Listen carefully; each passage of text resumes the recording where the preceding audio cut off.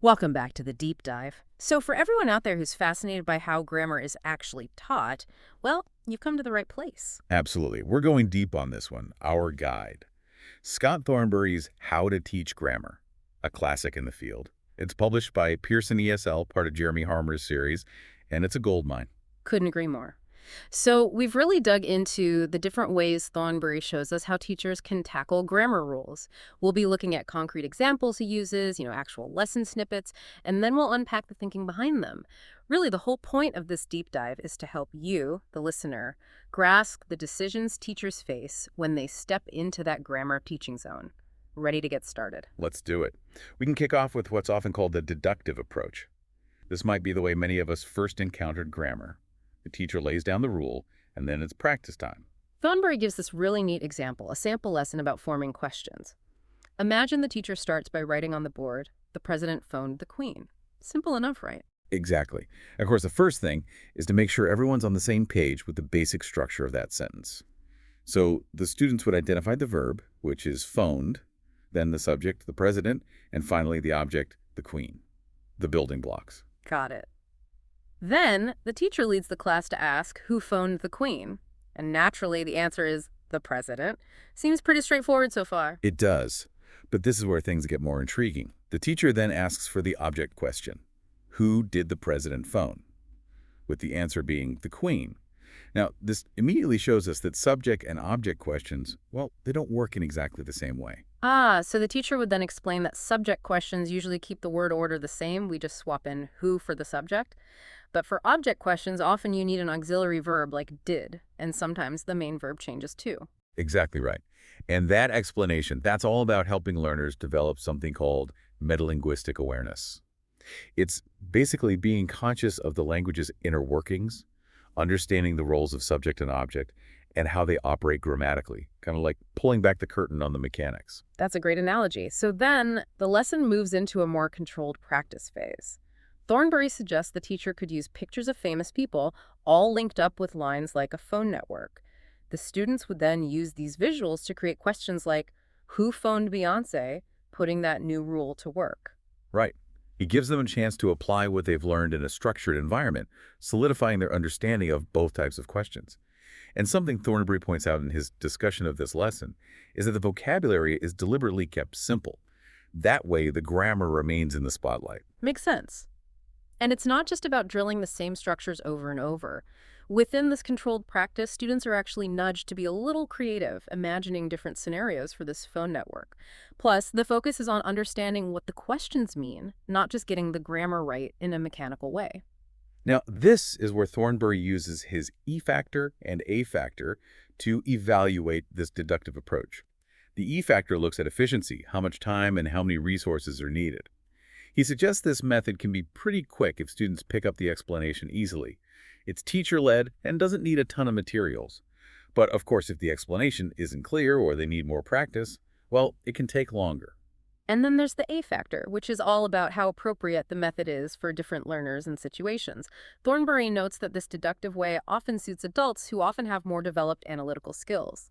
It can be really helpful for those who thrive on rule-based learning. But it might not be the best fit for younger learners or those who learn best by actually doing, by experiencing the language. The deductive approach, by its very nature, might not resonate with everyone's learning style. That's a really important point. Okay, so we've looked at the deductive method. Thornbury then delves into teaching grammar through translation. This seems like quite a different route. It is. The example lesson he uses focuses on the English structure used to, which can be tricky. The first step is for the teacher to present some Spanish sentences using solía alongside their English translations with used to. This creates an immediate link between the two languages right from the start. So the students might see, for example, yo solía jugar al fútbol next to I used to play football. That gives them a starting point to grasp what used to is all about. Yes. And then comes a clever twist in the second step. The teacher writes a Spanish sentence containing solía, but it looks like it's in the present tense. Él solía ir al cine los martes, and asks for the translation. I see. And Thornbury points out that students are likely to translate this in the present tense, initially missing that habitual past meaning that solía has and that used to carries in English. It's a brilliant way to create a teaching moment to highlight the specific past meaning of used to. That's exactly it. The teacher can then emphasize that used to refers to a past habit that's no longer happening, contrasting it with habits in the present. The third step reinforces this with a sentence like, she used to live in London, but now she lives in Manchester. The difference becomes crystal clear. Okay, now when Thornbury discusses this translation-based lesson, he brings up the concept of a jigsaw activity for a follow-up stage. Could you explain how that works? Sure. After that initial work with translation, he's just dividing the class into groups. Each group gets a different short text or a summary about used to or similar past habit structures, but with some key information missing, like gap fill exercises, for example. Ah, so each group has a unique piece of information, like a piece of a jigsaw puzzle. Precisely. And the challenge then becomes for the groups to share the information they have, compare their texts, and work together to fill in those gaps. It turns grammar learning into a communicative puzzle they solve as a team. That's a really cool way to get students talking and collaborating on grammar. So how does this translation approach score on those E and A factors? Well, on the E-factor side, it can be very efficient when it comes to teacher talk and prep time, especially the jigsaw part. It really leverages the students' energy and their ability to help each other. But of course, how well they collaborate and how easily they can explain the grammar to each other, well, that will affect the efficiency. And for appropriacy. The jigsaw activity is definitely engaging. It gets them communicating, but it does require a certain level of learner independence and confidence in talking about grammar. For learners who are more reserved or who prefer direct instruction, it might be more challenging. Now, Thornbury also touches on using grammar articles as a way to get students thinking about how grammar operates within a real text. Yes, he uses an example lesson that centers on English articles, a, an, and they. The first step is having students do a gap fill exercise, maybe within a short passage about, say, the water cycle. Yeah. They need to choose the correct articles based on what makes sense in that context. So they might see a sentence like, blank rain falls from blank clouds, and have to decide which articles, if any, should go in those blanks. Exactly. Then, much like that jigsaw idea we discussed with translation, the second step involves group work. Each group gets a different brief summary of the rules for using articles. One group might have rules for indefinite articles, another for definite articles, and another for when no article is needed at all. So they compare their answers to that water cycle exercise and have to justify their choices using those specific grammar rules they've been given. It really encourages them to connect the rules to real language use. That's the aim. It puts the responsibility on the students to explain their grammatical reasoning to each other within their groups. Okay, lastly, let's look at how Thornbury tackles teaching something as fundamental as word order. This is where languages can be really different, as you mentioned before. Absolutely. The example lesson he gives focuses on the basic subject-verb-object, or SVO, order, which is crucial in English.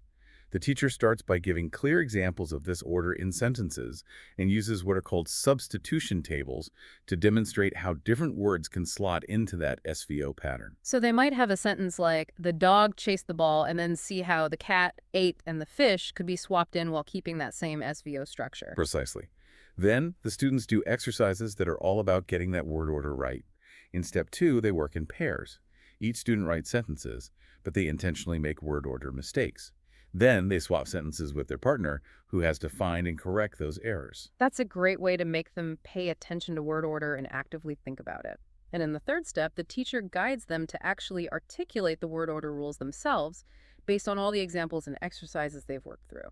Yes, and the discussion section emphasizes that this approach is all about helping learners become more independent. By using self-study resources and checking each other's work, they're building those essential skills for autonomous learning. And when Thornbury evaluates this approach, he points out that it really encourages learners to take charge, to spot and fix their own mistakes. However, he also notes that this relies on having high-quality self-study materials readily available. So as we've seen, teaching grammar from rules covers a spectrum of techniques, each with its own emphasis and style. Right. We've explored the direct deductive explanation, using translation to bridge the gap between languages, incorporating grammar articles for learning in context, and specifically targeting core structures like word order.